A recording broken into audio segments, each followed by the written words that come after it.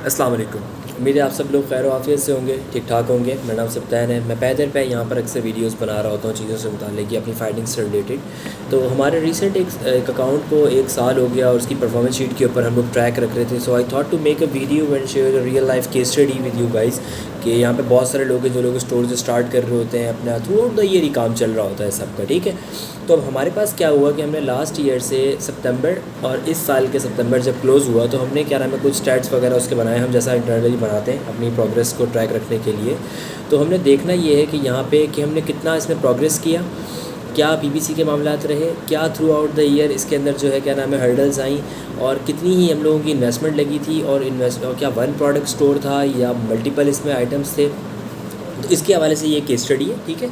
इसके अंदर मैं आप लोगों के साथ ना मंथ बाय मंथ शेयर करता हूँ, फिर मैं आपको वीक बाय वीक डाटा दिखाता हूँ और मैं आपको क्वार्टरली डाटा दिखाता हूँ। इससे होगा क्या, इससे एटलीस्ट आप लोगों को एक आइडिया हो जाएगा कि जो भी शख्स स्टोर स्टार्ट करने जा रहा है अभी, ठीक है। ऑल्दो हम भी ये काम करते हैं और सर्विस वगैरह भी देते हैं सबकी।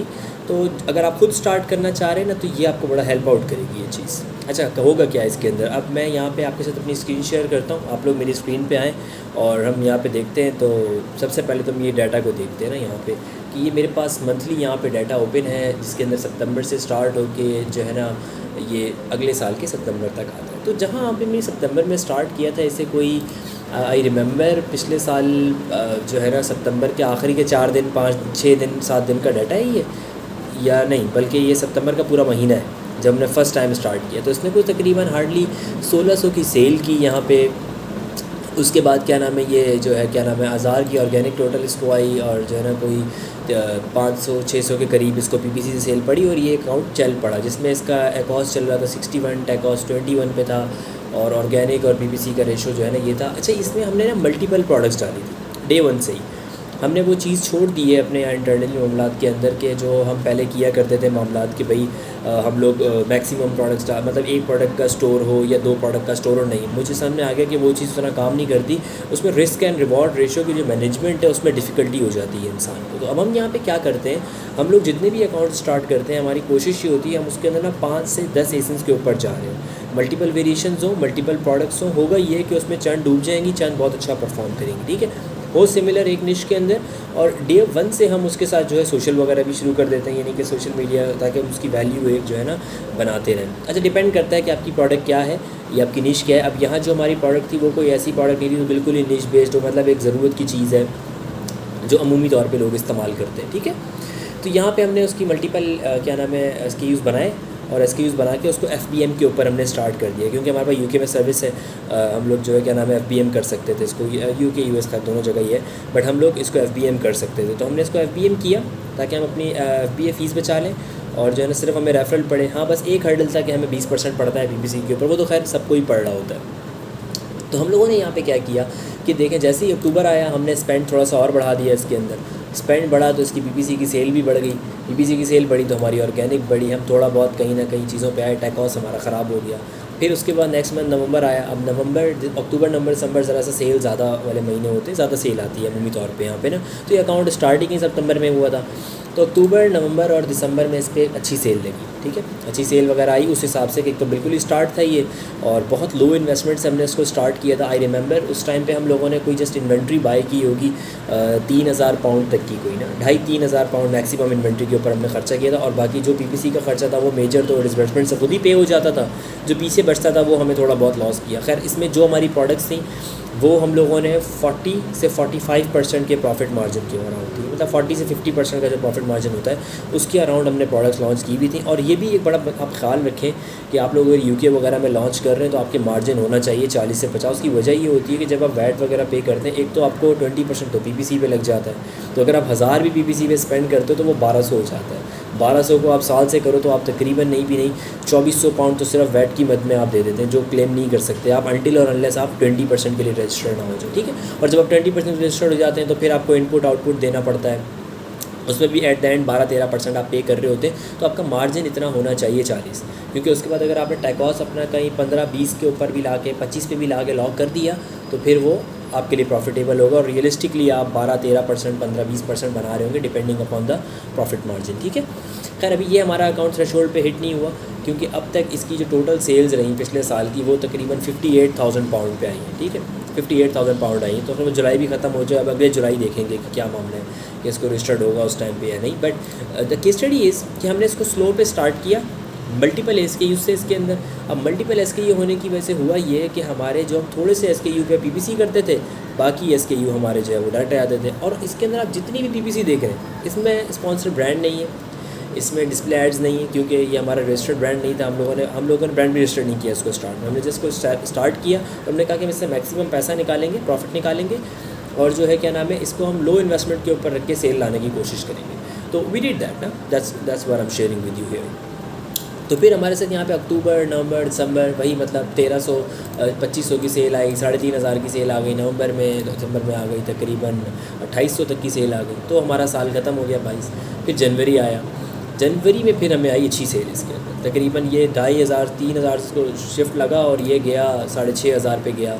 फिर उसके बाद ये जो है ना 6200, फिर 7700 पे गया। ये ज़रा एक जहाँ ये 7700 पर है, ये ज़रा से एक ऐसा महीना था इसमें मैक्सिमम हम लोगों को सेल आई। तो हमें रियलाइजेशन हुई कि यार हाँ, हमारा फर्स्ट क्वार्टर बहुत अच्छा चलता है इन प्रोडक्ट्स के हिसाब से, ठीक है।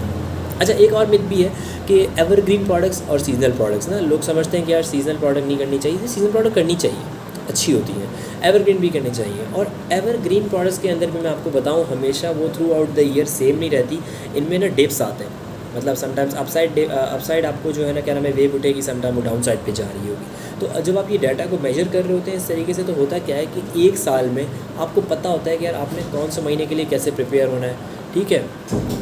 अब इससे ये फ़ायदे हो जाते हैं कि प्रिपरेशन से कि आपको नेक्स्ट ईयर के लिए पता चल जाता है। और फिर आप ये भी कर सकते हो, अब जैसे हमने भाई जनवरी, फरवरी, मार्च के अंदर उठाई थी सेल 6500, 6200, 7700। अब मुझे पता है मैंने अगर 15-20 प्रोडक्ट इसमें और डाल दी जनवरी, फरवरी, मार्च से पहले, तो मेरी ये सेल जो मेरी 6, 7 और 6, 8 के 6 से 8 के अराउंड जो घूम रही है, मैं इसे 15 से 20 कर सकता हूँ, डबल कर लूँगा, चलो 12 पे ले जाऊँगा, 16 पे ले जाऊँगा, ठीक है। तो आपको पता चल जाता है कि यार होने क्या वाला है मेरे साथ, या हो मेरे साथ क्या रहा है और मैंने कैसे प्रिपेयर करना है। तो डाटा मैं समझता हूँ आप फर्स्ट ईयर बहुत क्रिटिकली एक चीज़ को मैनेज करें। अभी तो मैं मंथली दिखा रहा हूँ, इसके बाद क्वार्टरली भी है और वीकली भी है हमारे पास। हम वीक भी बनाते हैं, मंथली बनाते हैं और क्वार्टर भी, 3 टाइप का डाटा होता है, तो उससे एनालाइज़ करना बड़ा ईजी हो जाता है। अच्छा, अब हम नीचे यहाँ पे देखते हैं, तो हमारे पास ना यहाँ पे स्टैट्स आ रहे होते हैं कि भाई हमने मंथली वाइज कितना PPC कम कर रहे थे, कितना बढ़ा रहे थे, तो ये सब भी है। And I recommend all of you कि आप लोग भी ये चीज़ करें। इससे ट्रैक से बड़ा, परफॉर्मेंस ट्रैक से बड़ा पता लगता है बंदे को अपनी कैपेबिलिटी का, कि यार हम लोग क्या कर रहे हैं, और हमारे क्लाइंट्स के लिए भी ये जो है ना ज़रा सा आसान हो जाता है ये मामला करना, ठीक है। अच्छा, तो उसके बाद हम यहाँ पे आते हैं, जनवरी, फरवरी, मार्च गुजरा, उसके बाद हमारा अप्रैल, मई और जून आ गया। तो अप्रैल, मई, जून के अंदर हमारी सेल ज़रा कम रही, हम लोगों ने को 13,000 तक की, ठीक है। और फिर अभी हमारा जो जुलाई, अगस्त और सितंबर था, इसके अंदर भी हमारी सेल कोई 13,200 रही, मतलब बराबर ही रही इन दोनों में। और जो है मगर हमारा जो फर्स्ट क्वार्टर था और जो फर्स्ट क्वार्टर और फोर्थ क्वार्टर वो मैक्सिमम सेल का था, ठीक है। तो हमें इससे रियलाइजेशन होगी कि यार ये साल के 6 महीने वो हैं जिनके अंदर मैक्सिमम सेल उठा सकते हैं, ठीक है। तो अब जब ये दोबारा आएगा अक्टूबर, नवंबर, दिसंबर, मैं इस पर ट्रैक रखे हुए हूँ, और आई एम होपिंग कि जैसे मुझे पिछले साल अगर ये अक्टूबर में 2,500 पे था, हमने स्टार्ट ही किया था जस्ट अकाउंट, और 2,500 पे था, तो अब मैं उम्मीद कर रहा हूँ ये नहीं मुझे जो है ना 6 से 7,000 करके देगा इस महीने में, ठीक है। सेम प्रोडक्ट्स के साथ, सेम स्पेंड के साथ, सेम चीज़ों के साथ, क्योंकि उसके अंदर हमारे पास नंबर ऑफ़ रिव्यूज़ बिल्डअप हो चुके हैं, हमारी बिड्स कम हो चुकी हैं, क्योंकि अगर आप थ्रू आउट द ईयर देखें तो हमारा ऑर्गेनिक और PPC का रेशो भी वहाँ पे सेट होता गया, और PPC ऑर्गेनिक का रेशो भी है आपका क्वार्टर वाइज ऊपर नीचे हो रहा होता है, ठीक है।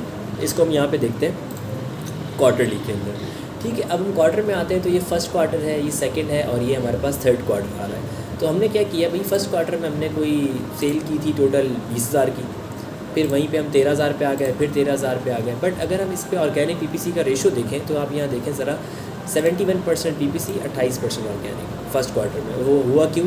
क्योंकि अकाउंट नया था उस टाइम पे। उसके बाद ये शिफ्ट आया, तकरीबन हम 40% पे आ गए Q2 के अंदर, और 60% PPC पे। थर्ड के अंदर 66, 34। और नाउ अज्यूमिंग कि Q4 के अंदर इस दफ़ा अगर यही हमारा 40 और 60 का रेशो रहता है, या हम इसको 50-50 पे भी कहीं ले जाते हैं, लकी रहे तो हम अच्छी खासी सेल उठा सकते हैं और मैक्सिमम प्रॉफिट के साथ। अब यहाँ पे जैसे आप देख रहे हैं हमारा टेक हाउस है 34, 29 और 40, तो इसके ऊपर हमारा जो प्रॉफिट मार्जिन था वही हमारा एवरेज जो अकाउंट का प्रॉफिट मार्जिन था वो कोई 45 से 45% के करीब था, तो अब वो इसके अंदर थोड़ी बहुत आपकी जो कॉस्ट वगैरह रिफ़ंड वगैरह की लगती हैं वो इसमें यहाँ नहीं है, क्योंकि ज़ाहिर PNL नहीं है। तो उससे हट के अगर आप देखें तो ये अकाउंट हम लोगों का अर्ली डेज से ही प्रॉफिटेबल रहा, सिर्फ इस वजह से कि हमने इसमें मल्टीपल SKUs डाले और साथ ही साथ हम इस पर ट्रैक रखते रहे और PPC का मेंटेन करते रहे पिछले हमेशा पिछले डाटा को देखते हुए कि अगर मंथ ख़त्म हो रहा है तो पिछले मंथ में हालात क्या थे, अब हमने वही नज़र रखनी है। कोई बात नहीं, हमें एक्स्ट्रा सेल नहीं चाहिए, बट हमें स्पेंड डाउन करना है क्योंकि हमें कॉस्ट पड़ती है और हम लॉस में चले जाते हैं या हमारा प्रॉफिट कम हो जाता है। तो इस तरीके से जब आप इन नज़रियों से एक अकाउंट को देखते हैं और लेके चलते हैं, अब वो फिर ये मैंने जानबूझ के ये अकाउंट शो किया, ठीक है, just to get you the idea. तो आपका अकाउंट मिलियन वाला हो, लाख वाला हो या हज़ार वाला हो, तो आपको इस तरीके से ना आप उसके ऊपर कंट्रोल रख सकते हो और 1 साल बाद तो आपको पता होगा कि यार हो क्या रहा है मेरे साथ, ठीक है। तो आई रिकमेंड कि आप लोग ये चीज़ें देखें और अपने साथ करें एंड कीप ग्रोइंग। और अगर कोई क्वेश्चंस वगैरह हो तो you guys can reach me out. Take care, अल्लाह हाफिज़।